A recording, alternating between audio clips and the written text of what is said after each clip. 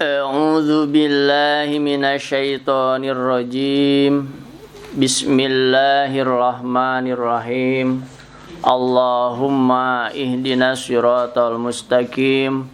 Allahumma faqihna fiddin. Allahumma aftah alaina hikmataka wansur alaina min huzaini rahmatika ya arhamar rahimin. Rabbis rahli sadri wa yassirli amri wahlul uqdatam min lisani yafqahu qawli. Assalamualaikum warahmatullahi wabarakatuh. Waalaikumsalam warahmatullahi wabarakatuh. Alhamdulillahi rabbil alamin. Alhamdulillahilladzi asra bi'abdihi laylam minal masjidil harami ilal masjidil aqsa. Ashhadu an la ilaha illallah wahdahu la syarikalah.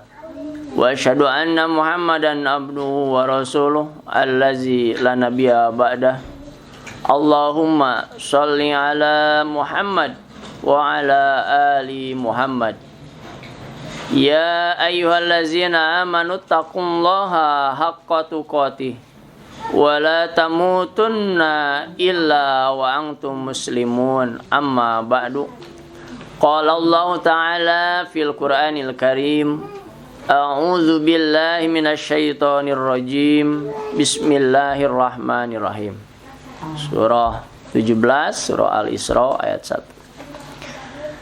Subhanalladzi asra bi'abdihi laylam minal masjidil harami ilal masjidil aqsal ladzi barakna hawlahu linuriyahu min ayatina. Innahu huwas sami'ul basir. Shadaqallahul adzim. Surah 17 Al-Isra ayat yang pertama.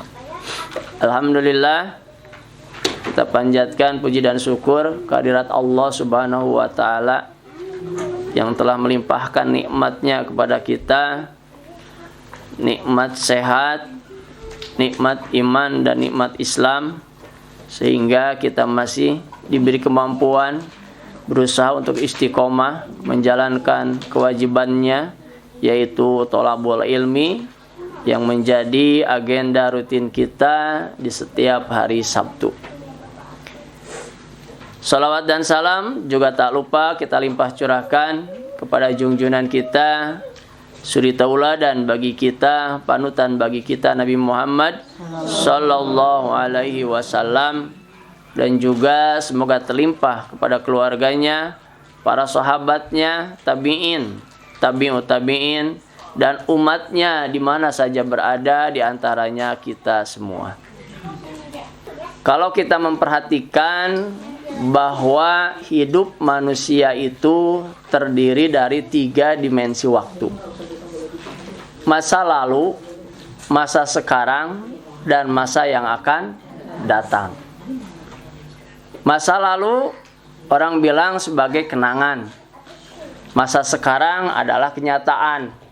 Dan masa yang akan datang itu adalah cita-cita, hayalan, impian.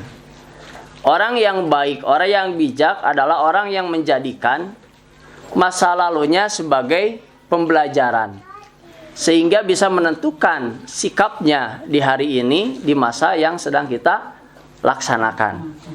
Untuk apa? Untuk agar kita bisa mencapai kebahagiaan di masa yang akan datang.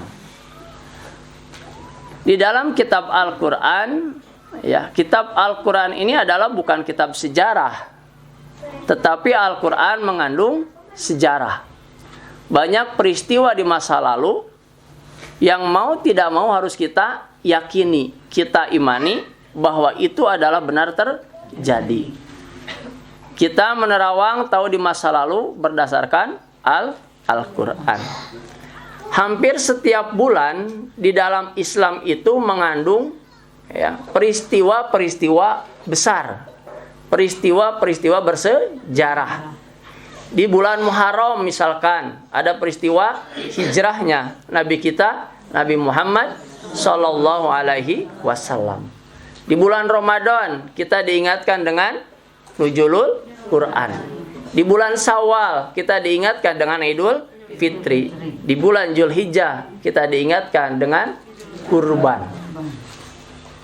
Kemudian di bulan Rajab ada peristiwa besar yang bisa kita ambil hikmah dan pelajarannya yang disebut dengan peristiwa Isra Mi'raj.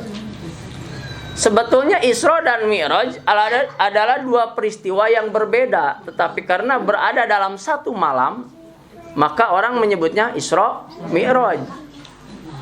Ya, padahal Isra adalah perjalanan Nabi kita Nabi Muhammad SAW dari Masjidil Haram ke Masjidil Aqsa. Sementara Mi'raj adalah naiknya Rasulullah, dibawanya Rasulullah SAW, ya, dengan izin Allah oleh malaikat Jibril, ya, menaiki, ya, tingkatan-tingkatan langit sehingga beliau bertemu dengan Allah Subhanahu wa taala. Jadi dua peristiwa yang berbeda tetapi terjadi dalam satu malam. Peristiwa ini hanya bisa dipercaya, diyakini dengan iman. Kalau hanya dengan mata, kita tidak akan percaya. Dengan akal, teka harti ku akal. Tapi kalau dengan iman, bahwa bagi Allah tidak ada yang sulit. Kalau kita meyakini dengan mata, kita lihat seorang anak kecil yang melihat bintang. Nah, bintang besar apa kecil? Anak melihat ke atas, ya, melihat bintang. Kata anak jawabannya apa? Kecil. Karena anak meyakini hanya dengan mata. Kalau bertanya kepada orang dewasa, bintang kecil apa besar? Besar. Kenapa? Dia mengimaninya dengan akal. Ya, mempercayainya dengan akal. Oh, bintang itu besar. Kalau dilihat dari sana lebih besar daripada bumi ini. Tetapi kalau bertanyanya dengan iman, bintang itu besar apa kecil? Besar. Kenapa? Karena Allah bisa menciptakan yang lebih besar, yang lebih dahsyat daripada ini. Jawabnya dengan iman. Begitupun peristiwa Isra dan Mi'raj. Kita tidak bisa mengimani hanya dengan penglihatan, akal, tetapi harus dengan iman. Makanya di dalam ayatnya, ya, Allah mengawali ayat ini dengan kata subhana. Ya, subhanalladzi asra bi abdihi lailam minal masjidil haram ilal masjidil aqsa. Diawali dengan kata tasbih. Banyak peristiwa-peristiwa dahsyat yang terjadi di masa lalu, semuanya hampir tidak diawali dengan kata tasbih. Bagaimana Nabi Musa, ya, bisa membelah lautan sehingga Fir'aun tenggelam, tidak diawali dengan kata tasbih. Bagaimana peristiwa Nabi Nuh terjadi banjir bandang, tenggelamnya umat Nabi Nuh yang membangkang, yang ingkar kepada Allah, itu pun tidak diawali dengan tasbih. Tetapi peristiwa Nabi kita Nabi Muhammad sallallahu alaihi wasallam, ya, yang dikandung di dalam surah Al-Isra ayat yang pertama ini diawali dengan tasbih. Kenapa? Ini menunjukkan bahwa Allah Subhanahu wa taala sangat bersih, sangat suci untuk melakukan apapun yang Ia kehendaki. Dan ini menjadi pembelajaran, setiap kata tasbih yang kita ucapkan itu mengandung pahala kebaikan. Bentuk amal kita gali, ada yang berat bermodal berat. Ada yang berat bermodal ringan. Ada yang ringan bermodal yang ringan. Apa contohnya ibadah yang berat, modalnya berat? Naik haji. Berat perjalanannya. Modalnya juga berat. Ada yang ibadahnya berat tetapi modalnya ringan. Contohnya apa? Puasa, saum. Berat. Nah, apa berat? Kadar oge menahan lapar dan dahaga, gampang. Gampang nahan lapar nama, tetapi memuasakan, mengistirahatkan mulut kita, mata kita, hati kita, nafsu kita, itu yang sulit. Yang beratnya di sana. Karena kalau hanya menahan lapar dan dahaga, kata Allah apa? Ya, maka puasa kita termasuk puasa yang awam. Ya, tetapi kalau orang yang puasanya bisa menahan hawa nafsu, itulah puasa yang disebut puasa khusus bil khusus. Ya, puasa itu perbuatan yang berat, tetapi ringan. Kenapa ringan? Tidak ada modal. Tegedah modal, Bu. Dai sahur mah tuang dah tiap dinten ge tuang. Teu khusus gitu biayana. Ada yang ibadah itu ringan, tetapi modalnya juga ringan. Pahalanya luar biasa. Apa? Orang bilang menyebutnya, kita mengucapkan kalimat thayyibah. Ringan ibadah itu teh. Modalna oge ringan. Kita melihat musibah, ucapan inna lillahi wa inna ilaihi raji'un. Ibadah besar itu pahalanya. Ringan diucapkannya. Kita melihat sesuatu yang menakjubkan, subhanallah. Besar pahalanya. Masya Allah. Subhanallah. Ya, kita habis makan, alhamdulillah. Sebelum memulai pekerjaan, bismillah. Kalimat-kalimat thayyibah itu adalah ibadah-ibadah yang ringan, bermodal ringan, tetapi mendatangkan pahala yang sangat luar biasa. Itulah makna dari subhanallah. Ya, subhanallazi itu ya, sebetulnya yang disebut maha suci itu di sana adalah ada lafaz Allah Subhanahu wa taala. Jadi subhanallah allazi. Ya. Di sini dituliskan subhanallazi, maha suci Allah allazi yang asra, dia telah menjalankan. Yang menjalankan siapa? Allah Subhanahu wa taala. Artinya apa? Artinya ini adalah kehendak Allah. Nabi kita Nabi Muhammad sallallahu alaihi wasallam dikehendaki oleh Allah, dibawa oleh Allah melalui malaikat Jibril untuk bertemu dengannya. Siapa yang aktif? Allah. Yang menjalankan kan? Allah. Nabi kita Nabi Muhammad pasif. Ya gimana Allah? Mau diangkat ya, beliau menghadap. Jadi sesuatu yang orang tidak percaya terhadap peristiwa Isra Mi'raj, itu sebetulnya sama dengan tidak percaya kepada Allah Subhanahu wa taala. Karena ayatnya la asra, menjalankan. Siapa? Subhanallah di asra, yang maha suci Allah yang menjalankan. Artinya siapa? Allah Subhanahu wa taala yang telah menjalankan Nabi kita Nabi Muhammad sallallahu alaihi wasallam ya, untuk melaksanakan atau dibawa melaksanakan Isra Mi'raj. Kemudian di sini disebutkan bi abdihi. Orang banyak yang berpikir, apakah peristiwa Nabi kita Nabi Muhammad sallallahu alaihi wasallam melakukan perjalanan dari Masjidil Haram ke Masjidil Aqsa, kemudian naik ke lapisan atau tingkatan-tingkatan langit sampai ke Sidratul Muntaha, itu dengan jasadnya apa ruhnya saja? Apa mimpi? Orang banyak bertanya-tanya seperti itu. Padahal kalau melihat ayatnya bi abdihi, ya, siapa? Hambanya. Yang dimaksud hamba itu harus terdiri dari jasad dan ruh. Kalau jasadnya ada, ruhnya tidak ada, namanya mayit. Ya, mayit. Kalau ruhnya ada, jasadnya nggak ada, namanya apa? Ibu-ibu mau ada muriding, uka-uka, aki-aki, pacang, terserah ibu-ibu lah. Pokoknya ruhnya ada, jasadnya nggak ada. Nah, maka yang disebut hamba ini adalah terdiri dari jasad dan ruh. Artinya apa? Artinya Rasulullah Shallallahu Alaihi Wasallam Isra dan Mi'rajnya itu, ya, sebagian para mufasir, para ulama itu adalah terjadinya dengan ruh dan jasad. Artinya nyata, ya, nyata yang harus kita imani.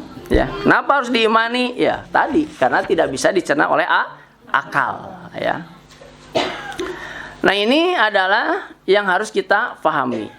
Kemudian lailan, pada malam hari terjadi hanya satu malam, sepertiga malamnya saja. Ya. Minal Masjidil Haram ilal Masjidil Aqsa. Asra'nya saja, perjalanannya saja dari Masjidil Haram yang berada di kota Mekah dan Masjidil Aqsa yang ada di Palestina, kalau dilihat dengan akal, dilakukan perjalanan 1 malam, itu pun sudah tidak akan masuk akal. Naik apa tuh di Masjidil Haram, Mekah ke Palestina 1 malam? Kendaraan waktu itu paling canggih onta. Ya? Onta paling canggih dulu itu. Belum ada kapal jet gitu ta. Ya bis patas dah ya. Dulu itu ya onta. Maka dicerna dengan akal tidak akan masuk akal. Maka harus dicerna dengan iman. Terjadi lailan dalam 1 malam. Ya. Pada intinya peristiwa Isra Mi'raj ini adalah linuriyahu min ayatina. Allah memperlihatkan tanda-tanda kekuasaannya kepada kita semua. Percaya, tidak yakin, tidak iman, tidak terhadap firman Allah ini, yang kejadiannya Isra Mi'raj itu terjadi di masa lampau yang terkandung dalam Al-Quran. Kita yakini. Nah, apa hikmah pelajaran dari Isra Mi'raj? Kita tahu semuanya bahwa Isra Mi'raj itu adalah perintah Allah Subhanahu wa taala terhadap salat-salat kita. Perintah haji dititipkan kepada Jibril melalui wahyunya.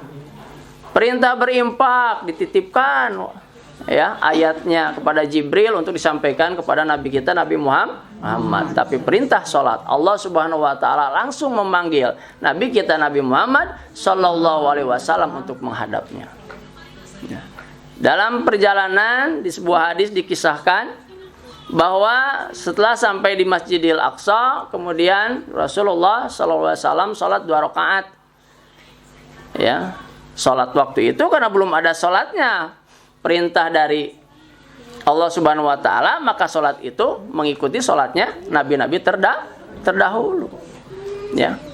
Nah, maka nanti dalam kisah singkat hadis ini mengandung arti bahwa ternyata perintah salat juga diperintahkan kepada Nabi Musa alaihi salam dan nabi-nabi yang lainnya. Nah, baik, setelah selesai salat kemudian ya, malaikat Jibril membawa 2 gelas minuman, 2 cangkir, 2 bejana.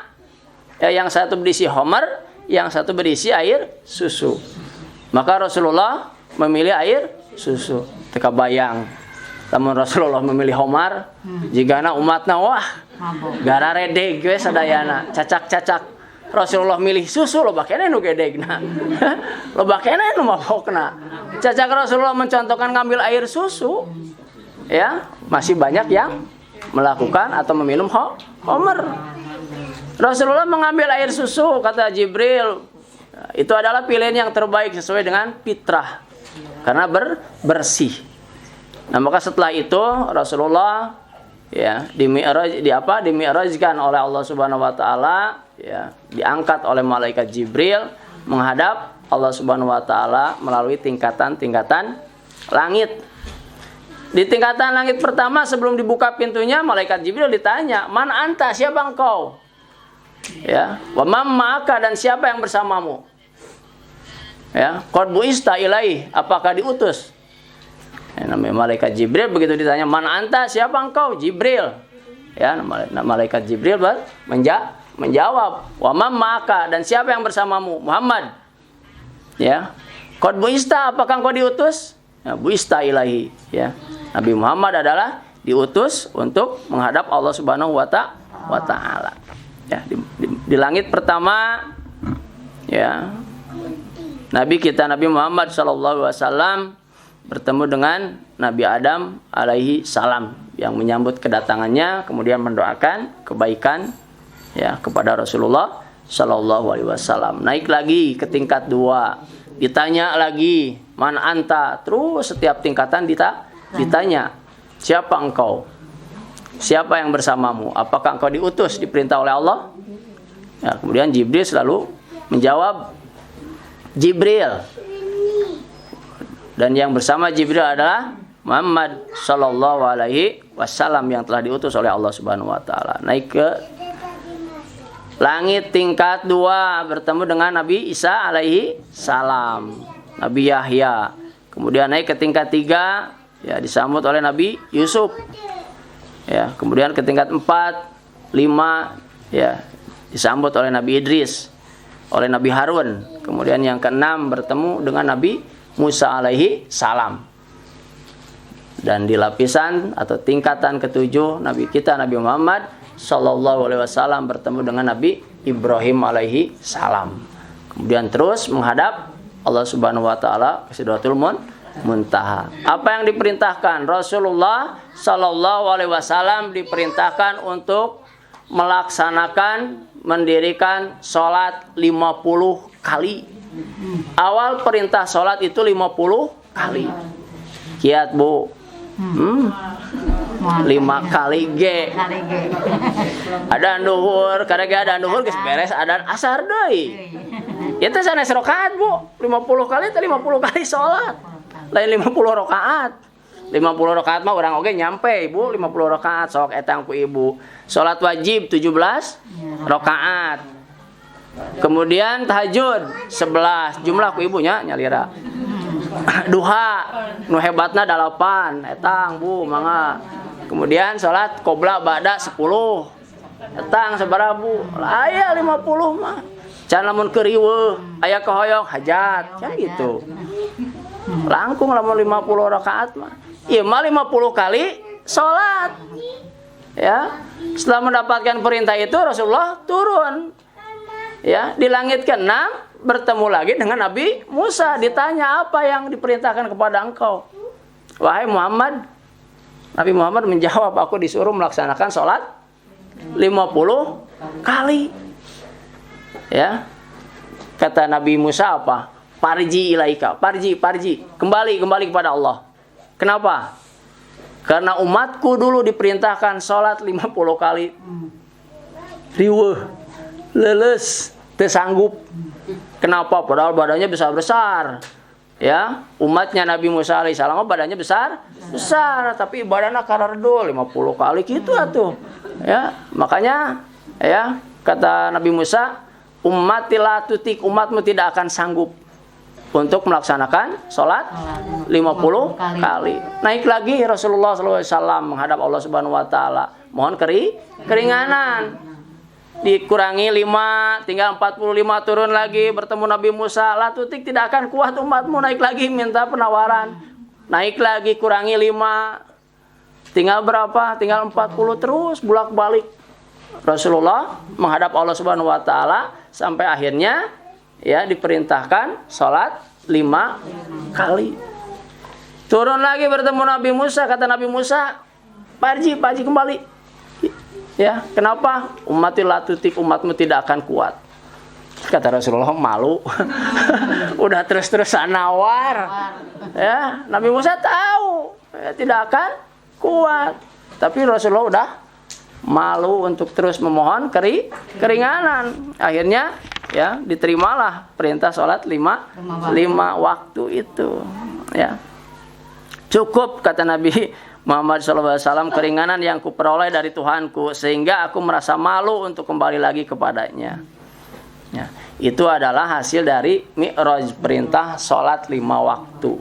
Makanya terhadap sholat ini kita harus betul-betul. Karena apa? Perintahnya langsung, tidak dititipin kepada Jibril, langsung dibawa Nabi kita Nabi Muhammad SAW di Mi'rajkan ke atas bertemu Allah.